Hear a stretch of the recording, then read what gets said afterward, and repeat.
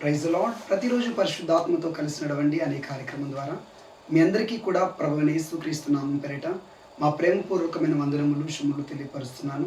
ఈ రోజున ప్రభు మీకు ఇస్తున్నటువంటి అద్భుతమైనటువంటి ఆశీర్వాదకరమైనటువంటి వాగ్దానము, మీరు ఎంతమంది మీ జీవితంలో భయంకరమైనటువంటి శ్రమల గుండా, కష్టముల గుండా, నష్టముల గుండా, కన్నీళ్ళ లోయ గుండా ప్రయాణం చేస్తున్నారు.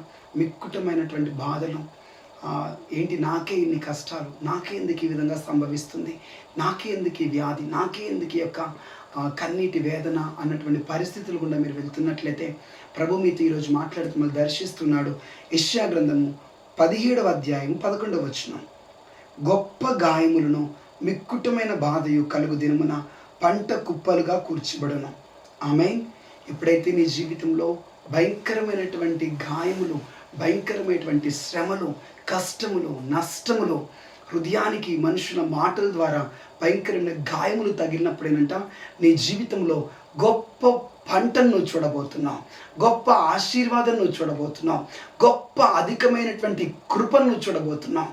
ఒక దైవజనుడు రీసెంట్గా చాలా కష్టంలో ఉండి మానసిక పోరాటాన్ని అనుభవిస్తూ నాకు వాట్సాప్లో ఒక మెసేజ్ చేయడం జరిగింది.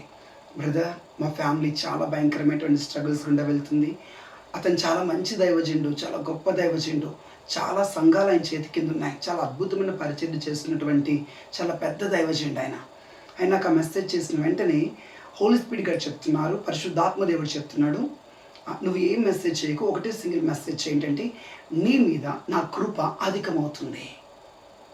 ఎంతగా భయంకరమైనటువంటి ఒత్తిళ్ళు, పోరాటాలు, శ్రమలు గుండా ఆయన వెళ్తున్నాడో ఆయన నాకు చెప్పినటువంటి ఆ మెసేజ్ని బట్టి నాకు అర్థమైంది. ఎందుకంటే ఆయన ఎవరికి ఏమీ షేర్ చేయరు.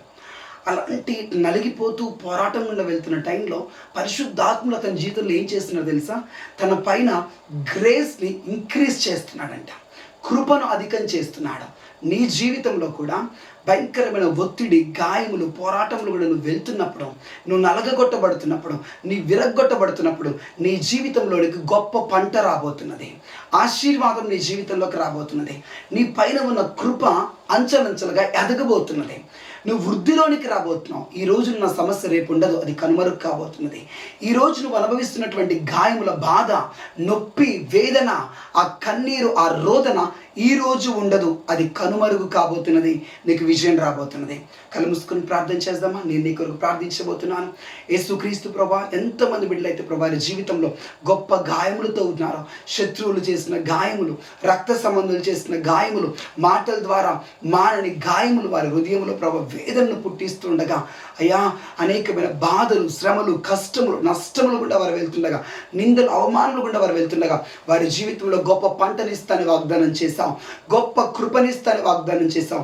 వారిని దీవించిన ఆయన ఈ సమయంలో వారి జీవితంలో ఉన్న ప్రతి పరిస్థితులు మార్పు చెందాలి, వారు పంట పొందుకోవాలి, బ్లెస్సింగ్ చూడాలి, గ్రేస్ చూడాలా, గొప్ప కార్యములు వారి జీవితంలో జరుగునుగా. కానీ ఈ దినమంతా వారిని మీరు చేపట్టి నడిపించమని యేసుక్రీస్తు నామములో ప్రార్థిస్తున్నాం తండ్రి.